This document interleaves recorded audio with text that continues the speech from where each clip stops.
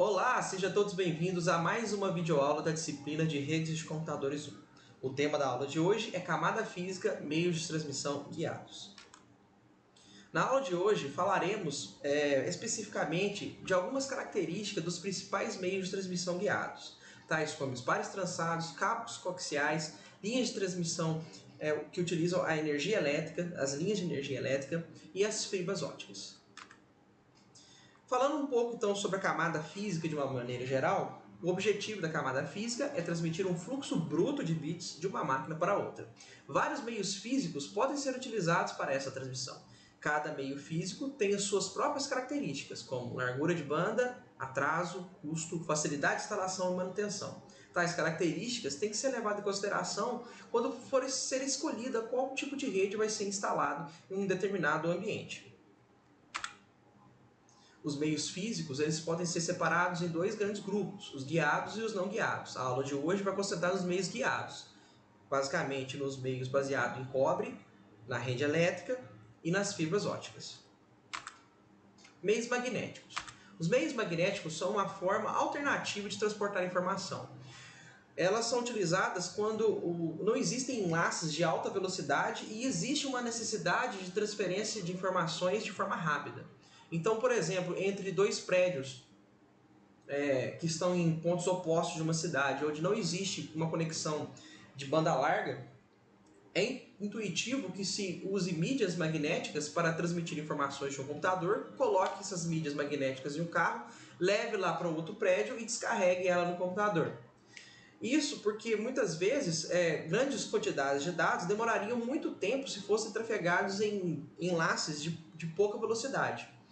Então, moral da história, se você precisa transmitir uma grande quantidade de informações em um curto espaço de tempo, em locais onde não existem enlaces de alta velocidade, é muito mais vantajoso utilizar mídias magnéticas, colocá-las em um veículo e transportá-las de um prédio a outro ou de uma cidade a outra. Mas a ideia da nossa disciplina é falar sobre as redes de computadores. Então, as redes de computadores não utilizam meios magnéticos em seus enlaces pelo motivo de que a grandes distâncias, a largura de banda, apesar de ser grande, o atraso também é muito grande. Isso significa que para transmitir informações em distâncias mais longas, em meios magnéticos, demoraria muito tempo. Porque o tempo que um bit gasta para sair de uma ponta para outra, ele é muito grande. Muito embora muitos bits possam ser enviados por vez. E aqui entra uma parte importante que é fazer a distinção entre largura de banda e a latência, o atraso. A latência e o atraso, eles são medidos em segundos. É o tempo que um pacote, uma quantidade de bits, gasta para sair de um computador e chegar a outro. Já a largura de banda é o tempo, não é só o tempo, é o tempo e a quantidade de bits que pode passar por unidade de tempo dentro de um enlace. Como uma analogia para entender isso melhor, basta a gente pensar em um caminhão. Um caminhão ele tem uma capacidade muito grande de carga. Você consegue colocar muita carga dentro de um caminhão e transportá-lo para uma rodovia. Já uma moto tem uma capacidade de carga bem menor que a de um caminhão. Então a gente pode considerar que o caminhão tem uma largura de banda maior do que uma moto. Só que uma moto carregada tem uma velocidade, de forma geral, mais alta do que um caminhão muito pesado trafegando em uma via. Portanto, o atraso que uma moto tem para trafegar em uma via é menor do que o atraso de um caminhão carregado e bem pesado. Então, as redes de computadores elas têm que prezar pelo equilíbrio entre o atraso e a largura de banda. Vamos agora falar então dos meios de transmissão, dos tipos de enlace de transmissão mais antigos utilizados nas redes de computadores, que são os pares trançados. Então, o par trançado consiste de dois fios de cobre encapados que são trançados de forma helicoidal, como o DNA. O trançamento tem como objetivo evitar que um fio cause interferência no outro e que o fio haja como uma antena, induzindo sinais externos e também emitindo sinais para fora do fio. Então, o trançamento ele evita os ruídos externos e os ruídos entre os próprios fios que estão transmitindo a informação. Basicamente, os pares trançados são os tipos de enlace mais utilizados nas LANs nas LANs guiadas, né? Nas LANs que não utilizam wireless, devido ao seu custo-benefício em relação a outros tipos de enlace. E além disso também, o sistema telefônico e por sua vez as internets do tipo ADSL também utilizam esse tipo de cabo de par trançado. Das características gerais dos pares trançados, nós podemos citar que após longas distâncias o sinal é atenuado, ou seja, o sinal vai perdendo força, sendo necessária a utilização de repetidores. A largura de banda depende da espessura dos fios, da frequência utilizada para a transmissão dentro dos fios e da quantidade de pares trançados. Então, quanto mais pares trançados, maior é a largura de banda. Assim, quanto maior a espessura do fio, maior a largura de banda. E quanto maior a frequência utilizada, maior a largura de banda. Geralmente, para que maiores frequências possam ser aplicadas na transmissão, o fio tem que ter uma espessura maior. Da mesma forma, para que não existam interferências entre os fios e o ambiente externo, o trançamento ele tem que ter uma densidade maior. Então, quanto mais denso, quanto mais grosso e quanto maior a frequência, maior é a largura de banda. Dentre os mecanismos para prover imunidade à interferência, como eu já falei, é a densidade de volta dos pares trançados e também o uso de isolantes entre os fios e externamente ao cabo de uma forma geral. Como já disse anteriormente, esse tipo de fio de par trançado ele possui uma boa relação custo-benefício. Existem vários tipos, de CAT3, CAT5, CAT5E, CAT6, CAT6A e CAT7. Vamos falar um pouquinho sobre cada um deles, tá? E eles variam na sua taxa de transmissão, tamanho máximo alcançado na transmissão e o custo do fio do cabo par trançado. Então o primeiro é o CAT5. O CAT5 tem um alcance máximo de 100 metros, a frequência de operação é de 100 MHz, ele possui 4 pares de fio, fios levemente trançados, por isso o custo dele não é muito alto. A densidade de trançamento ela é leve, ela não usa muito cobre para criar esses cabos.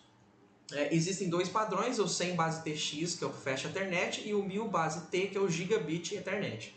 O primeiro utiliza 2 pares para transmitir um sentido e 2 pares para transmitir no sentido contrário. Então são 4 pares ao todo, 2 transmitem numa direção e 2 transmitem em outra. A taxa máxima de dados é de 100 megabits. Já o Gigabit ele utiliza 4 fios para enviar e 4 fios para receber de forma simultânea full duplex. Ele faz isso variando a frequência, de forma que os dados que estão sendo enviados trabalham numa frequência diferente dos dados que estão sendo recebidos. Aí funcionando em full duplex e podendo chegar a taxa de dados nessa mesma frequência de 100 MHz de até 1000 megabits por segundo. Já o CAT5E teve algumas melhorias de imunidade a ruídos, o que proporcionou um aumento da frequência para até 155 MHz. Mas ele não acabou sendo tão utilizado porque a taxa máxima dele de transmissão é de 1 megabit por segundo, assim como o seu antecessor. Aqui nós temos de novo a figura, né, de um cabo do tipo CAT5E. E agora nós vamos falar um pouquinho sobre o CAT3. O CAT3 é aquele cabo utilizado nas redes de telefonia e ele foi aproveitado para que fosse utilizado para a transmissão de dados através do ADSL, né, da internet por ADSL. A característica principal do CAT3 é que ele só utiliza 2 fios de par trançado e utiliza apenas 16 MHz. Né? Observe que diferença em relação ao cabo CAT5 que utiliza 100 MHz, né? Consegue transmitir em 100 MHz. E essa questão é justamente devido ao trançamento dos pares trançados, que aqui são menores, então você tem maior atenuação do sinal. Tá? E o motivo dele ser utilizado na DSL é que as redes de telefonia elas queriam aproveitar já os fios de telefone que estavam nas casas dos clientes para transmitir os dados. Então a ideia aqui era custo, né? Cortar custos. Atualmente, o que está acontecendo é que está sendo tudo substituído por fibra ótica, mas vale aqui a gente ressaltar que a limitação de banda, aqui de largura de banda, né, desse tipo de rede, está na distância entre a central, né, entre o repetidor, e a casa do cliente que está recebendo a internet por ADSL. Tá? Esse padrão ele é o 10 base T, e só para a gente ver aqui nessa figura, ela pode chegar até 50, né, megabits por segundo, tá? O que antigamente era uma velocidade considerável, hoje nem tanto. E a distância vai caindo, a largura de banda vai caindo na medida que você vai aumentando a distância entre o repetidor e a casa do cliente. Então, é comum aqui, ó, até 3 km está na casa de 10 megabits. Mais de 3 km vai diminuindo e por assim até zerar o sinal, atenuar de forma definitiva. Vamos falar um pouco agora sobre o Cat6, é uma evolução do Cat5, recebeu melhorias de imunidade a ruídos, assim como o Cat5e, só que aqui um pouco mais, né? Mais trançamentos. O trabalho consegue trabalhar com frequências de até 240 MHz e as taxas de dados podem ser de 10 gigabits por segundo, ó a diferença, né? Só que 10 gigabits com até 55 metros e os mesmos 1 gigabits até 100 metros, como no Cat5e e Cat5, tá? Então não se tornou atrativo justamente por essa limitação dos 55 metros. Acabou que o preço dele mais alto não foi atrativo, uma vez que a distâncias maiores ele transmite na mesma velocidade dos anteriores. E o Cat5A, sim, esse tornou-se atrativo, né? O AD aumentado, ampliado. As taxas deles são constantes em 10 gigabits com distâncias de até 100 metros.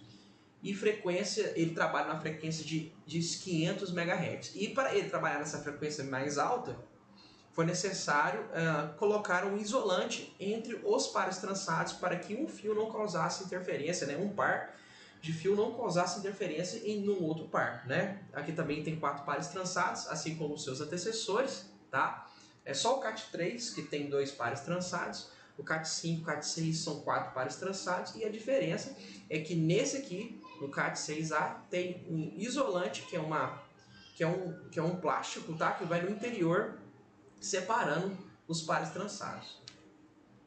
Aqui nessa figura nós podemos ver um Cat6 normal e um Cat6A com o isolante no meio, separando os pares trançados. Sobre os conectores. Os conectores utilizados do Cat5 e do Cat6, eles são compatíveis. Dá para você utilizar o conector Cat5 num cabo Cat6.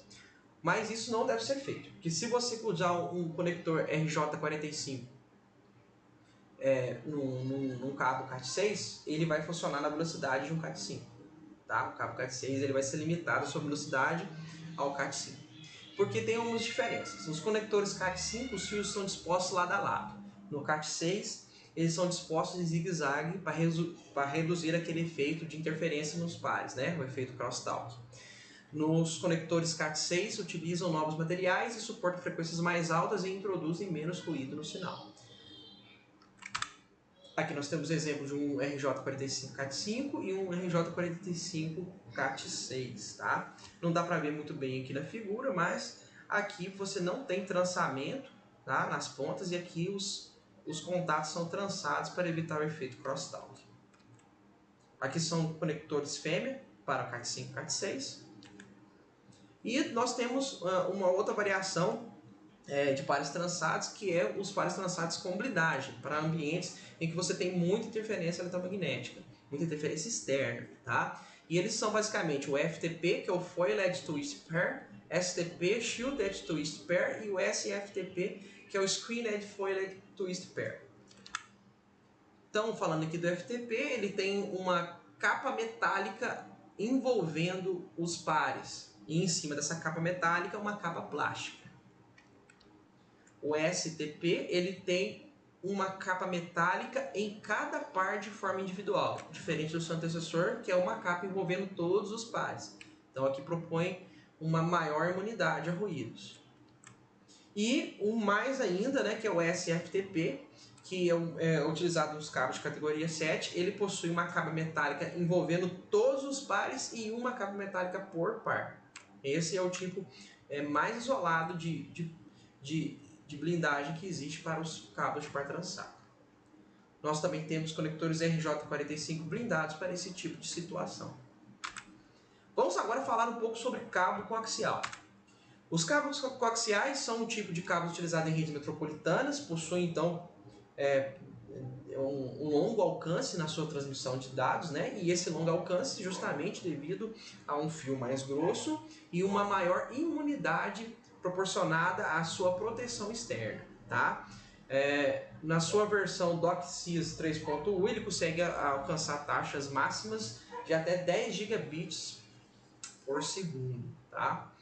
E existem basicamente dois tipos: os 50 ohms, comumente utilizados em transmissões digitais, que são os fios mais rápidos, e os 75 ohms, comumente utilizados em transmissões analógicas de TV e rádio. E assim como no ADSL, a ideia aqui era aproveitar já a rede de cabos para a transmissão de TV para a transmissão de dados. E eram muito utilizados antes das fibras óticas se popularizarem para transmissões, né, para transmissões de banda larga entre as centrais telefônicas, por exemplo, e as empresas de provedoras de internet, tá? Então, antes da fibra, era o meio de transmissão mais rápido, né, mais rápido que os cabos de par trançado utilizados por isso em longas distâncias. Ele tem, então, aqui uma figura mostrando como que é formado o cabo coaxial, basicamente um núcleo de cobre envolto por um material isolante que pode ser um plástico, uma malha metálica e mais uma capa plástica protetora. Linhas de energia elétrica, também chamada de PLC, Power Line Communication, tá? Já existem kits para transmitir dados dentro de uma residência, através da rede elétrica da residência. Para isso, são utilizados a seguinte técnica, né? Vou mostrar uma figura para vocês aqui. Se você quiser colocar uma internet aproveitando a transmissão da internet contratada, né? Seja por ADSL, seja por fibra ótica, seja por rádio, quiser transmitir pela tomada as informações, você consegue fazer isso hoje comprando equipamentos que você coloca através de um cabo de par trançado, ligando ele na tomada. Quando você liga a sua internet nesse equipamento, ele fornece dados para a rede elétrica que podem ser acessados a partir de qualquer ponto de tomada da sua casa, contanto que você coloque um outro equipamento para conseguir captar essa informação. E essa informação pode ser retransmitida tanto por cabo TP como por wireless. Então já existe esse tipo de equipamento, tá, pessoal? Que vocês podem estar comprando para utilizar na casa de vocês. Só que tem alguns poréns, né? Então, nesse tipo de tecnologia, os sinais de energia são sobrepostos. Então, a frequência de transmissão da energia é bem distante da frequência de transmissão dos dados. E isso não é um problema dessa tecnologia. Então, eles funcionam simultaneamente, sem interferir um no outro, porque as frequências de transmissão são bem diferentes. Mas são muito suscetíveis a interferências e ruídos. Por exemplo, o tipo de fiação da casa vai interferir na largura de banda, a quantidade de equipamentos ligados vai interferir, por exemplo, se tem um micro-ondas ligado no instante, um forno elétrico, um ferro de passar roupa. Então, tudo isso interfere na qualidade da transmissão dos dados. Além disso, a fiação não tem aquele trançamento dos cabos coaxiais, fazendo com que o fio elétrico que passa dentro das paredes da casa haja como uma antena, emitindo e também recebendo sinais externos, né? O que pode também atrapalhar na transmissão dos dados, tá? Esse tipo de rede hoje, com a tecnologia atual, pode atingir taxa de transmissão de até 500 megabits por segundo, para vocês verem como que já está avançado o uso dessa tecnologia. Tá? E está disponível para vocês aí comprarem nos sites aí na internet. E por fim, né, o meio de transmissão guiado, que possui a maior largura de banda, né, a maior confiabilidade, é um meio que vem substituindo até mesmo as redes locais, né, as LANs, que utilizam os cabos de par trançado, devido à sua popularização, que é a fibra óptica, né? Então, a fibra óptica, antes de começar a falar sobre ela, a lei de Moore é uma lei que prevê a duplicação dos transistores por chip a cada 2 anos.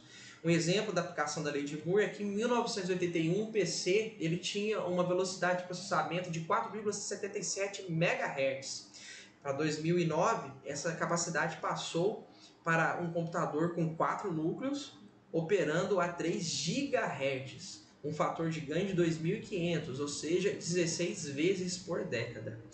E fazendo um paralelo com as tecnologias, os enlaces de transmissão, nós saímos, né, da mesma época de 45 megabits, os cabos coaxiais mais antigos, para 100 gigabits por segundo em 2009. Um fator de ganho na casa de 2000, perto dos 16 vezes por década do poder de processamento. As fibras óticas, elas têm uma limitação física atual de transmissão de 50 mil gigabits por segundo, ou 50 terabits por segundo. Contudo, não é possível a gente alcançar na realidade essas taxas de transmissão devido à limitação na transformação dos sinais luminosos em sinais elétricos. Então, não existe ainda um equipamento de hardware que consiga receber as frequências de luz numa frequência tão alta que ele possa converter para sinais elétricos na mesma velocidade. Então, um limite prático faz com que atualmente você consiga taxas de 100 gigabits por segundo. Além disso, para criar enlaces com maior capacidade, muitos canais ocorrem em paralelo, ou seja, você pode utilizar transmissões dentro de um fio em várias frequências diferentes, logicamente suportando o limite de transmissão do canal, e você pode transmitir em frequências diferentes sem que uma transmissão interfira na outra de forma paralela. Então você consegue vários ângulos de reflexão dentro da fibra sem que a luz saia da fibra, e você consegue transmitir de forma paralela, aumentando essa taxa de transmissão. Então, basicamente, o funcionamento de uma fibra, a gente pode considerar a presença de luz sendo bit 1, a ausência de luz sendo bit 0, e basicamente composto por três componentes, né? Uma fonte de luz, que pode ser diodos emissores de luz ou lasers semicondutores. O meio de transmissão em si, que é a fibra, que ela pode ser dos dois tipos, que é a monomodo e multimodo. E um detector, que é um fotodiodo que emite um pulso elétrico ao ser atingido pela luz. É justamente nesse terceiro item que limita hoje a velocidade das fibras óticas a 100 gigabits por segundo, tá? Um fotodiodo ele não consegue fazer essa transformação dos sinais luminosos para elétricos de uma forma mais rápida do que 100 gigabits por segundo atualmente, tá? Então, vendo aqui uma fibra ótica, ela parece muito com o desenho, né, do cabo coaxial. A diferença é que o núcleo que não é um cobre, é um núcleo de vidro, bem fininho, tá? Fininho, tão fininho quanto o fio de cabelo, envolto de um revestimento, né? Que é uma proteção, que é um outro um revestimento de vidro também, só que mais denso, tá? E uma cobertura de plástico para que a luz ali também ajude a luz a se manter aqui dentro da fibra, tá? Aqui nós temos o desenho de um cabo, né? Com 3 fibras óticas dentro, tá? Então, essa figura vista de forma diferente dessa aqui, lateral, essa aqui vista por dentro, né? Ainda falando do funcionamento, nós temos dois tipos de fibra, né? As fibras monomodo e multimodo. A diferença é que a monomodo você só tem um ângulo de reflexão. Então você emite a luz de um lado, recebe do outro, e ela basicamente só reflete nas paredes da fibra uma vez, agindo praticamente como a fibra ela age como um condutor de luz, tá? Essas são as fibras monomodos. Já nas multimodos, você consegue fazer vários ângulos de reflexão, agindo dentro desse limiar onde que a luz não saia da fibra. Então você consegue vários ângulos de reflexão, onde que o sinal vai batendo, né, ricocheteando aqui dentro, em vários ângulos diferentes, onde você pode fazer vários ângulos de transmissão diferentes para transmissão de dados de forma paralela. Então, na fibra multimodo, você consegue transmissões de forma paralela, vários tipos de transmissões, e na monomodo você tem só um ângulo de reflexão. A fibra monomodo é mais fina e a fibra monomodo consegue distâncias maiores de transmissão, tá? Já a multimodo, como eu próprio falei, você consegue vários ângulos de reflexão, portanto, você consegue transmitir dados de forma paralela dentro da fibra multimodo. E por fim, falando um pouco sobre os emissores de luz, a gente tem aqui nessa tabela uma comparação do LED e do laser semicondutor, as características de cada um que podem ser, né, utilizadas na escolha aí do cenário que você tiver inserido. Por exemplo, o LED ele tem uma taxa menor do que do laser semicondutor. O LED ele só trabalha com multimodo, já o laser semicondutor ele trabalha com multimodo em modo único. A distância do LED é menor do que no laser semicondutor, só que a vida útil do LED é maior do que do semicondutor. E acessibilidade a ruídos externos, como temperatura, né? No caso da fibra ótica, o que interfere mais é a temperatura. No LED isso é insignificante e no laser semicondutor isso é crítico, é substancial, então tem essa preocupação. E o custo aqui do LED é baixo e o laser semicondutor tem um custo mais alto. Então você tem que pesar todas essas características na escolha do emissor de luz da sua fibra ótica. Como referências da aula de hoje, temos o capítulo 2.2, meio de transmissão, do livro do Andrew Tannenbaum, tá? Redes de computadores, quinta edição. Também temos alguns links da internet que eu deixei aqui para vocês. Muito obrigado a todos por ver esse vídeo até o final e tchau!